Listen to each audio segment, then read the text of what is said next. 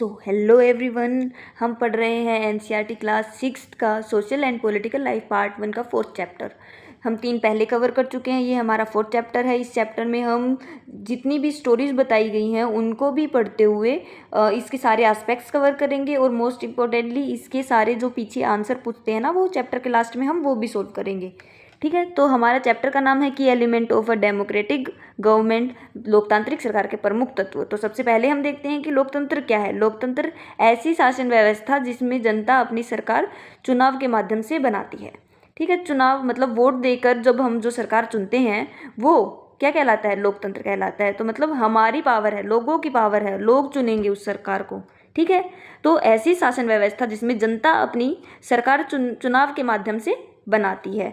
लोकतांत्रिक सरकार जनता के प्रति जवाबदेही होती है, उनकी अकाउंटेबिलिटी होती है, क्योंकि अगर वो कुछ भी करती है, अगर जनता को लगता है ये उनके हित में नहीं है, तो वो सवाल पूछ सकते हैं, तो वो सरकार को जवाब देने पड़ते हैं। ठीक है, तो सबसे पहले हम इस चैप्टर की शुरुआत करते हैं। तो हम देखते हैं कि ये चैप्टर शुरू हुआ था एक जोहान्सबर्ग के 11 ईयर की एक माया नायडू की नाम की लड़की से।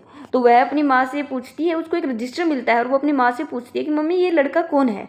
तो वो उसकी माँ बताती है कि बेटा पहले से ऐसा नहीं है कि लोकतंत्र है, पहले क्या था, मतलब रंग भेद कानून स्थापित था। तो उसमें क्या था कि गोरे लोगों के लिए कुछ और नियम है, काले लोगों के लिए कुछ और नियम है। जो गोरे लोग हैं, जो वाइट लोग हैं, उनके लिए स्पेशल मतलब उनका खाना पीना रहना और परिवहन सुविधाएं सब अलग होती थी, उच्च क्वालिटी की होती थी। पर अभी जो रंग में थोड़े सांवले हैं कह लो, जिनको वो काला मानते थे, उनके लिए क्या था, वर्जित था उन स्थानों पर जाना जहाँ पर गोरे लोग रहते थे।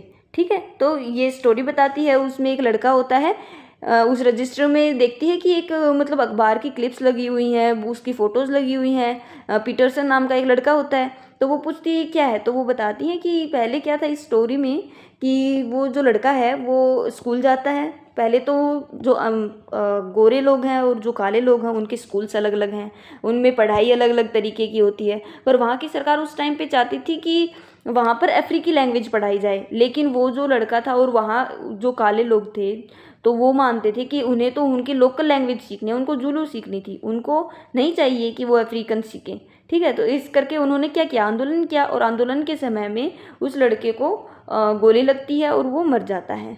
तो ये बताता है कि उनका स्ट्रगल कितना था, वो अपनी जो पढ़ना चाहते हैं उसके लिए उनका स्ट्रगल इतना था, जो कि आज हमें अपनी मर्जी से हम कुछ भी पढ़ सकते हैं, कुछ भी कर सकते हैं। पर उस समय में यह बहुत ही ज़्यादा मुश्किल चीज़ें थी कि उनको क्या पहनना है, कहाँ जाना है, कैसे जाना है, सब कुछ सभी चीज़ों के लिए उन्होंने अच्छा खासा स्ट्रगल किया है।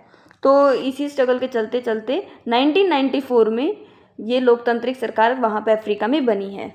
तो मैं आपको दिखा देती हूँ अफ्रीका, ये जो मैंने स्टोरी सुनाई है आपको, ये यहाँ पे है। ओके, और हम यहाँ पे हैं, और ये स्टोरी हम जो देखते हैं वो इस एरिया की है। ठीक है, तो इस स्टोरी के आगे फिर हम देखते हैं कि लोकतंत्र जो इन्होंने बताया कि वो 1994 में वहाँ पर लोकतांत्रिक सरकार आई। तो लोकतांत्रिक सरकार हम क्या होती है हम देख चुके हैं, पर लोकतांत्रिक सरकार के प्रमुख तत्व कौन से हैं, एलिमेंट्स। तो सबसे पहले भागीदारी होनी चाहिए, मतलब जनता की भागीदारी भी बहुत ही महत्वपूर्ण होती है लोकतांत्रिक सरकार में। जनता को समानता मिलनी चाहिए, न्याय मिलना चाहिए, निष्पक्षता मिलनी चाहिए। मतलब ये नहीं है कि कोई अमीर है कोई गरीब है तो उनके लिए कानून अलग हो जाएंगे तो उनको आगे कानूनी व्यवस्था अलग अलग तरीके से ट्रीट करेगी, नहीं, निष्पक्ष होगा, जो सही होगा उसको न्याय मिलेगा। ठीक है, तो वो होना चाहिए, इसका एक महत्वपूर्ण तत्व है ये। और समाधान और समझौता भी एक महत्वपूर्ण तत्व है। ये कैसे हैं हम इसको अभी एक्सप्लेन कर देंगे। ठीक है, तो पहला जो पार्ट है इसका, जो एलिमेंट है वो है भागीदारी में, यानी पार्टिसिपेशन।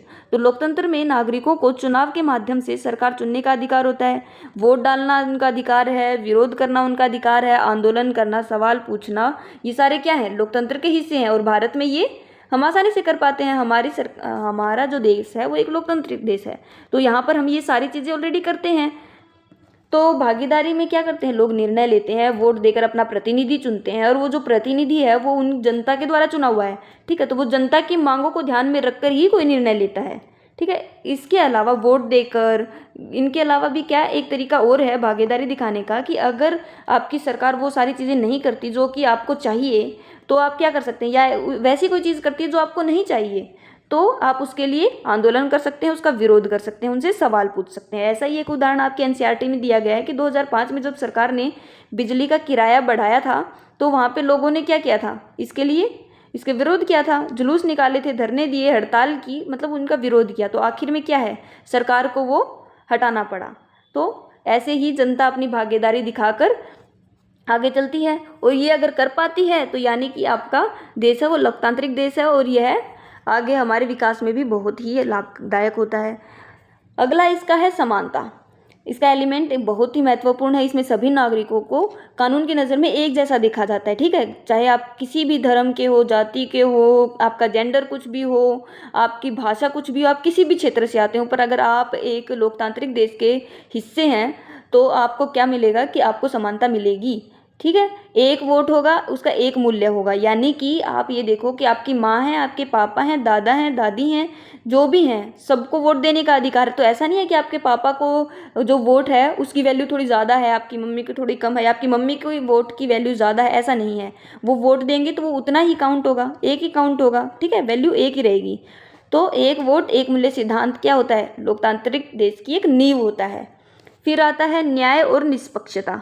लोकतंत्र में सभी नागरिकों को न्याय मिलता है, अल्पसंख्यकों और कमजोर वर्गों के अधिकार को सुरक्षित किया जाता है। आप ये मानो कि न्याय तो सबको मिलेगा, निष्पक्षता, फेयरनेस सबके साथ होगी, पर ऐसा नहीं है कि आप मानो आप 100 लोग हैं अपनी क्लास में, तो कुछ 10 ही लड़कियां हैं, ये मानो 90 लड़के हैं, तो ऐसा नहीं है कि वो 10 लड़कियों की आवाज़ नहीं सुनी जाएगी। अगर उनको कोई शिकायत है क्लास के टीचर से है, या वहाँ के माहौल से है, या कुछ भी उनको कुछ चाहिए, तो ऐसा नहीं है कि वो कम है, ठीक है।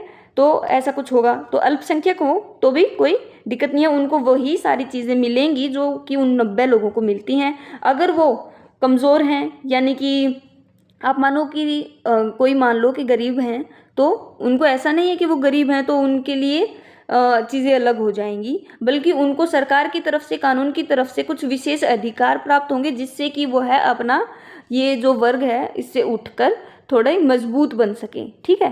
तो अल्पसंख्यकों और कमज़ोर वर्गों के अधिकारों को सुरक्षित किया जाता है। जैसे कि आप देखते हैं जो एससी कैटेगरी के होते हैं, ओबीसी के होते हैं, तो क्योंकि इनकी इकोनॉमिक कंडीशन पहले ठीक नहीं थी, इसीलिए कानून में इनके लिए रिजर्वेशन यानी कि आरक्षण की सुविधा दी गई।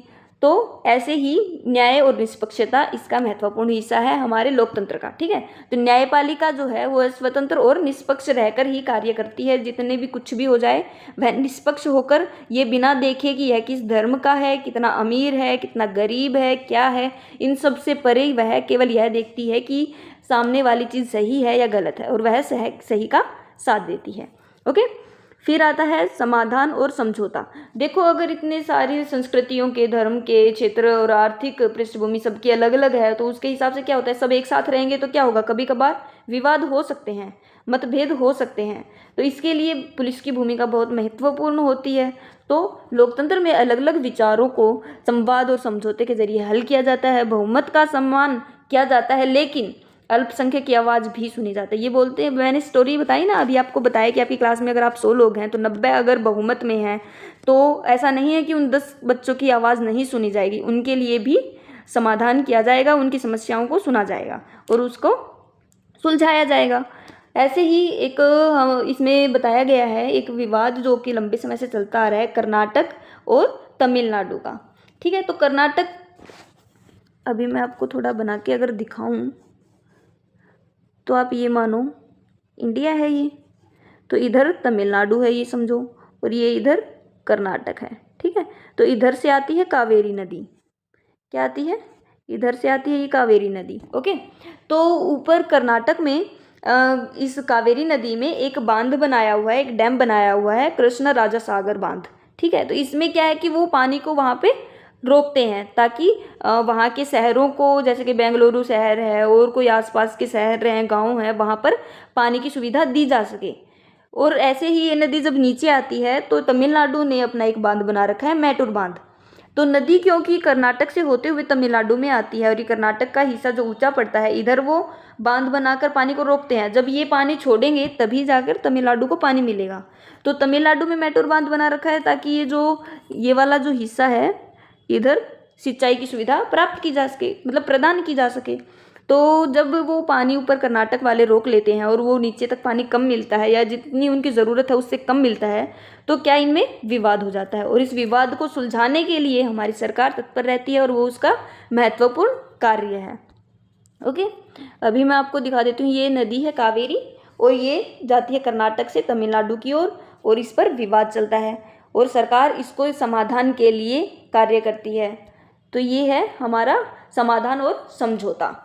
फिर लोकतंत्र में एक और महत्वपूर्ण तत्व होता है, वो है अकाउंटेबिलिटी यानी जवाबदेही। सरकार जनता के प्रति जवाबदेह होती है। वो जो कार्य करती है तो जनता उनसे पूछ सकती है कि इसकी ज़रूरत थी कि नहीं है, ठीक है। तो वह क्या होती है, जनता के प्रति जवाबदेह होती है। यदि सरकार जनता के हित में काम नहीं करती तो चुनाव अगली बार आएंगे तो वो क्या करेंगे, उनको वोट नहीं देंगे और कोई नई सरकार बनेगी।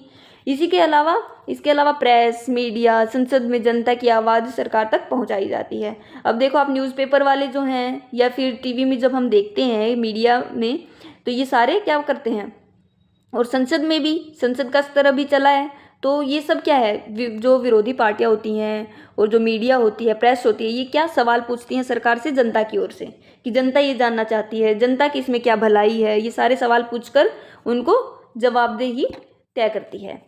अगला है असमानता और लोकतंत्र। असमानता और लोकतंत्र का इसमें बताया गया है कि लोकतंत्र का असली अर्थ तभी पूरा होता है जब असमानता कम हो। यानी देखो आप ये नहीं कह सकते कि असमानता होगी ही नहीं। मतलब आप ये मानो कि अगर क्लास में 10 बच्चे हैं तो 10 बच्चों को एक साथ पढ़ाने के बावजूद किसी को स्पेशल अगर ट्रीट करते हैं, उसको अगर वो कमज़ोर भी है पढ़ाई में तो भी अगर उसको स्पेशल क्लासेस देकर भी पढ़ाया जाता है तो भी सब एक जैसे नहीं हो सकते, क्योंकि वह मानव का नेचर है कि मनुष्य, हर इंसान अपना अपना तरीके से काम करता है और उसकी अपना अलग एस्पेक्ट है अपनी लाइफ को लेकर।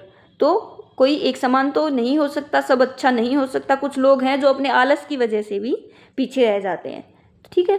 मतलब पर सरकार क्या कर सकती है, पूरा अपनी तरफ से ट्राई कर सकती है कि असमानता को जितना हो सके उतना कम करें, ठीक है। फिर सरकार योजना और कानूनों के जरिए असमानता को दूर करने का प्रयास करती है। अब इसमें जो मैंने आपको ऊपर स्टोरी बताई थी दक्षिण अफ्रीका में और रंग भेद वाली, तो उसका उदाहरण दिया गया है। दक्षिण अफ्रीका में लंबे समय तक रंग भेद नीति लागू रही। इसमें काले लोगों को वोट देने, अच्छे स्कूल में पढ़ने, सफ़ेद लोगों की बस्तियां साफ करने के लिए ही रखा जाता था। तो मतलब उनको अच्छी सुविधाएं प्राप्त नहीं थी। जो सफ़ेद लोग हैं उन्हीं को सारे अधिकार प्राप्त थे। लेकिन इसके खिलाफ नेल्सन मंडेला, अफ्रीकी नेशनल कांग्रेस के संघर्ष के बाद क्या है 1994 में यह वो स्थापित कर पाए। तो यह उदाहरण दिखाता है कि लोकतंत्र में समानता और स्वतंत्रता कितनी ज़रूरी है। तो सबसे ज़्यादा ज़रूरी क्या है, समानता होनी चाहिए, स्वतंत्रता होनी चाहिए, सॉरी। तो अभी हम इस चैप्टर का एक क्विक रिवीजन ले लेते हैं कि लोकतंत्र की विशेषताएं क्या हैं। लोकतंत्र क्या है, जनता के द्वारा चुनी हुई एक सरकार होती है, उसमें समानता होती है, न्याय की गारंटी होती है, स्वतंत्रता होती है, कानून सभी के लिए समान होता है, अल्पसंख्यकों की सुरक्षा होती है, सरकार की जवाबदेहिता होती है, संवाद और समझौते से विवादों को समाधान किया जा सकता है। तो इस पूरे अध्याय में हम क्या सीखते हैं, हमें क्या सीख मिलती है। लोकतांत्रिक सरकार केवल शासन नहीं करती बल्कि समानता, स्वतंत्रता और न्याय को सुरक्षित रखती है। ओके, फिर इसमें ये क्वेश्चन है जो आपके चैप्टर के लास्ट में दिए हुए हैं, तो मैंने इनको भी सोल्व किया है, हम वो देख लेते हैं। प्रश्न नंबर 1 है, आज दक्षिण अफ्रीका में माया का जीवन कैसा होगा। आज दक्षिण अफ्रीका में माया का जीवन पहले से बेहतर होगा। अब उसे श्वेत अश्वेत यानी कि काले और गोरे के आधार पर भेदभाव का सामना नहीं करना पड़ता। उसे अच्छी शिक्षा, नौकरी, स्वास्थ्य सुविधाएं और सार्वजनिक स्थानों पर समान अधिकार प्राप्त हैं जो कि गोरे लोगों को भी प्राप्त है, ठीक है। अब वह स्वतंत्र रूप से अपनी इच्छा के अनुसार जीवन जी सकती है। तो कहने का अर्थ यह है कि पहले के मुकाबले अभी का जीवन बहुत ही ज़्यादा सही है। वहाँ पर अच्छी शिक्षा, नौकरी, स्वास्थ्य, सार्वजनिक स्थानों पर जाना, समान अधिकार इत्यादि उनको प्राप्त हैं, स्वतंत्र हैं। और यह किस वजह से है, क्योंकि अभी वहाँ पर क्या है, लोकतांत्रिक सरकार है। किन विभिन्न तरीकों से लोग सरकार की प्रक्रियाओं में भाग लेते हैं। तो कौन सी वो प्रक्रियाएं हैं, क्या क्या कर सकती है जनता। तो चुनाव में मतदान देकर, वोट देकर, जनसभाओं और आंदोलनों में भाग लेकर, मीडिया के माध्यम से अपनी राय रखकर और आंदोलन का सहारा लेकर सरकार से अपनी मांग रखने के लिए धरना प्रदर्शन करके। तो क्या प्रश्न है हमारा, लोगों की मतलब किन किन प्रक्रियाओं के द्वारा वह भाग ले सकती है, कितनी भागीदारी के लिए वह क्या क्या कर सकती है, मतदान कर सकती है, आंदोलन कर सकती है, जनसभाएं बिठा सकती है, मीडिया के माध्यम से अपनी राय दे सकती है, अदालत का सहारा ले सकती है। हो सकता है अगर किसी, अभी हम जब देखते हैं कि जो किसान आंदोलन पीछे हुआ है या फिर बहुत सारे आंदोलन होते रहते हैं, तो वो क्या करते हैं, वो सुप्रीम कोर्ट या हाई कोर्ट जाते हैं और वहाँ पर अपनी दलील रखते हैं कि कैसे सरकार उनकी बातों को नहीं सुन रही है या वो कोई ऐसा डिसीजन लेने जा रही है कि जो जनता को मंजूर नहीं है। तो आंदोलन का सहारा लेकर सरकार से अपनी मांग रखने के लिए धरना प्रदर्शन कर सकती है। तीसरा प्रश्न आता है, विभिन्न विवादों और मुद्दों को सुलझाने के लिए सरकार की ज़रूरत क्यों है? तो ज़रूरत इसलिए है क्योंकि समाज में अलग अलग विचार और आवश्यकताएं होती हैं जिनमें विवाद पैदा होता है। हो सकता है कि किसी एक स्पेसिफिक स्थान पर वहाँ पर किसी और चीज़ की ज़रूरत है, कुछ दूरी पर जाने पर किसी और चीज़ की ज़्यादा ज़रूरत है, कहीं कुछ और मानते हैं, कहीं की मान्यताएं कुछ और हैं, तो सबकी ज़रूरतें अलग अलग हैं, सबके विचार अलग अलग हैं, इसलिए विवाद हो सकता है और इन विवादों के लिए सरकार की आवश्यकता है।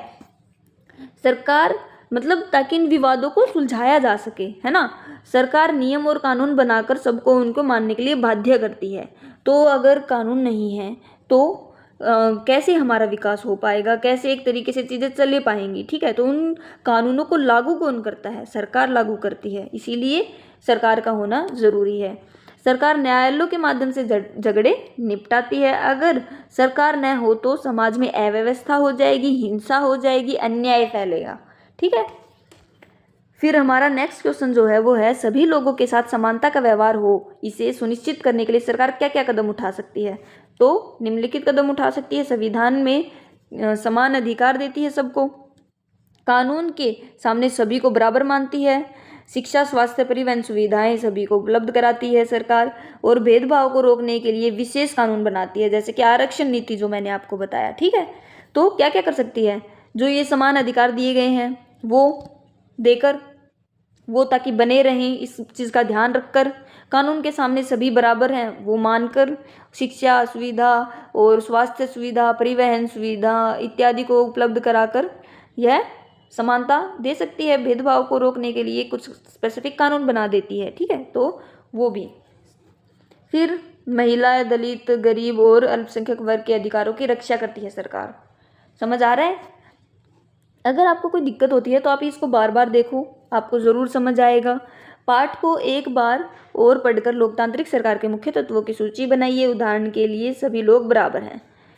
तो अभी हम इसका उत्तर देखते हैं। तो लोकतांत्रिक सरकार के मुख्य तत्व, ठीक है, ये क्या पूछ रहा है, लोकतांत्रिक सरकार के मुख्य तत्व क्या क्या हैं? हम पढ़ चुके हैं, हम बहुत ही शुरुआत में पढ़ चुके हैं कि सभी लोग बराबर होने चाहिए, उनका मतदान का अधिकार होना चाहिए, सरकार है वो जनता की चुनी हुई होनी चाहिए, और लोगों की राय और इच्छाओं का सम्मान करना चाहिए, कानून के सामने सभी बराबर हैं, सभी को अपने विचार व्यक्त करने की स्वतंत्रता है, विवादों और मतभेदों की शांति से सुलझाना चाहिए। विवाद जो हो जाते हैं, मतभेद जो हो जाते हैं, उनको शांति से सुलझाने के लिए भी हमारी सरकार की आवश्यकता होती है। यह एक महत्वपूर्ण तत्व है। सरकार सभी के अधिकारों की रक्षा करता है, ठीक है। उम्मीद करती हूँ कि आपको ये पूरा चैप्टर समझ आया होगा। ये काफ़ी लंबा हो गया है, ये इसलिए भी लंबा हो गया है क्योंकि इसमें हमने क्वेश्चन आंसर्स डिस्कस किए हैं, ठीक है। इसके अलावा मैं ये क्वेश्चन आंसर की एक शॉर्ट क्लिप बना दूंगी जिसमें बहुत ही जल्दी बस कुछ की पॉइंट्स होंगे, वो आपको ध्यान रखने होंगे, ठीक है। तो आप वो भी देख लीजिएगा। अगर आपको चाहिए कि बहुत ही जल्दी रिवीजन हो जाए, ये तो पढ़ लेना, फिर एक बार वो भी देख लेना जिससे कि आप कीवर्ड्स को पकड़ पाए ना, ठीक है। Okay, thank you.